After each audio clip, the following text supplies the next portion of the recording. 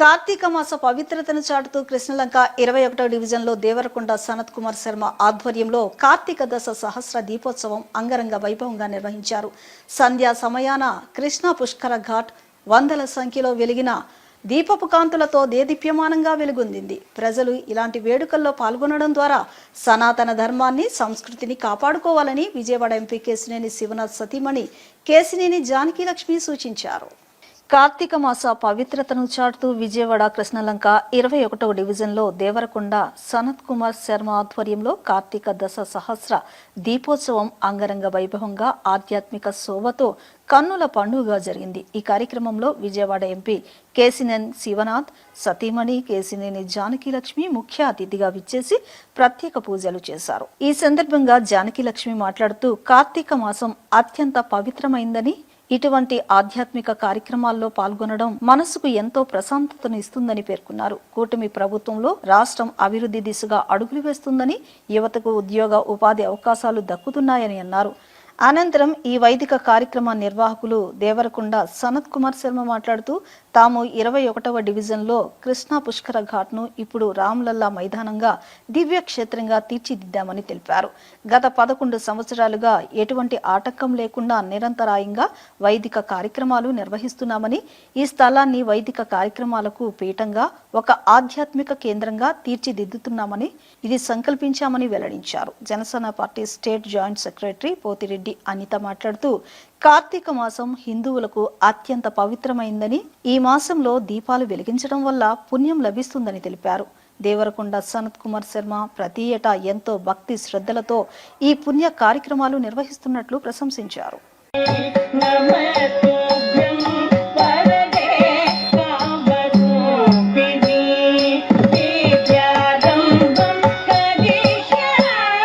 కార్తీక దీపోత్సవానికి విచ్చేస్తున్నాను. ఇక్కడ రావటం నాకు చాలా ఆనందంగా ఉందండి. ఈ మన కూటమి ప్రభుత్వంలో ఇప్పుడు నారా చంద్రబాబు నాయుడు గారు కానీ, లోకేష్ గారు కానీ, పవన్ కళ్యాణ్ గారు కానీ అందరూ చాలా సంకృష్టిగా చాలా పెట్టుబడులు తీసుకొస్తున్నారండి. పెట్టుబడులు ద్వారా మన అందరికీ కూడా నిరుద్యోగం పోయి అందరికీ ఉద్యోగాలు వచ్చి అందరూ ఆనందంగా ఉంటారని ఆశిస్తూ, అలాగే సదాశివుణ్ణి కూడా కూటమి ప్రభుత్వము, మన రాష్ట్ర ప్రజలందరూ, అలాగే మన మోడీ గారి ప్రభుత్వంలో మన దేశ ప్రజలందరూ కూడా ఆనందంగా ఉండాలని మహాశివుని ప్రార్థిస్తున్నానండి. ఈ యొక్క కార్తీక మాస పర్వదినాన్ని పురస్కరించుకొని మన విజయవాడ కృష్ణలంక 21వ డివిజను పోస్టాఫీస్ రోడ్డు చివర గల కృష్ణా పుష్కర ఘాట్ని రామ్లల్లా మైదానంగా తీర్చిదిద్దాము.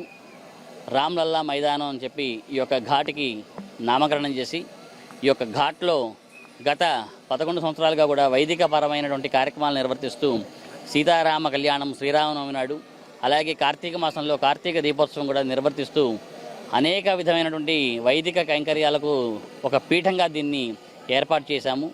అలాగే ఈ యొక్క కార్తీక మాసంలోనే కాకుండా ఈ యొక్క పుష్కర ఘాట్లో ప్రతి ఒక్కరు కూడా భక్తులు ఆధ్యాత్మికంగా ఈ యొక్క కార్తీక దీపాలు వెలిగించుకుంటారు అనేటువంటి సంకల్పంతోనే ఈ యొక్క పుష్కర ఘాట్లోని ఈ యొక్క కార్తీక దీపోత్సవాన్ని ఏర్పాటు చేయడం జరుగుతుంది.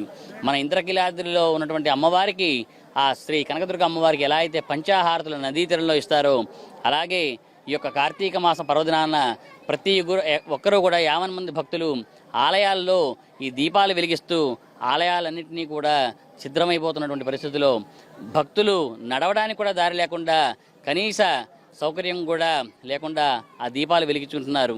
మరి అటువంటి దీపాలని అక్కడ ఉన్నటువంటి పనివారే కానివ్వండి, సిబ్బంది వారే కానివ్వండి, చీపురులతో ఉడిచేయడం చాలా బాధాకరంగా భావించి, ఒక పురోహితుడిగా ఒక ఆధ్యాత్మికను వైదిక కృతులను ముందుకు తీసుకెళ్లేటువంటి వ్యక్తిగా నేను అది చూడలేక ఈ యొక్క కార్తీక దీపాలన్నింటినీ కూడా మన పుష్కర తీర్థంలో వెలిగించుకోవాలి, మన పుష్కర ఘాట్లని మనమే శుభ్రపరచుకోవాలి, మనం శుభ్రం చేసుకుని ఈ విధంగా కార్తీక దీపాలు వెలిగించుకుని ఉంటే ఆధ్యాత్మిక శోభ ఎల్లప్పుడూ కూడా మనయందే ఉండి, ఇక్కడ నుంచి కూడా ఆ అమ్మవారి శిఖరం మీదకి ఉన్నటువంటి కార్తీక దీపాలను నీరాజనంగా ఇవ్వడం జరుగుతుంది సాక్షాత్ అమ్మవారికి. మరి ఈ విధంగా ఈ యొక్క కార్తీక దీపాలని ఈ విధంగా ఇక్కడ ఏర్పాటు చేయడం జరిగింది.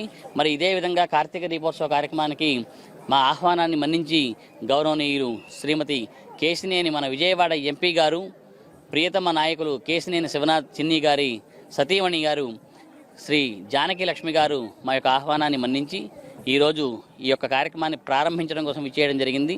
అలాగే గౌరవనీయులు శ్రీ పోతిరెడ్డి అనిత గారు, అలాగే అనేక కారణాల వల్ల రాలేకపోయినటువంటి శ్రీమతి గద్దె అనురాధ గారు, మన మాజీ మేయరు తాడి శకుంతల గారు, బొప్పన భవకుమార్ గారు, అలాగే గద్దె రామ్మోహన్ రావు గారు అందరికీ కూడా పేరు పేరున ధన్యవాదాలు తెలియజేసుకుంటున్నాను.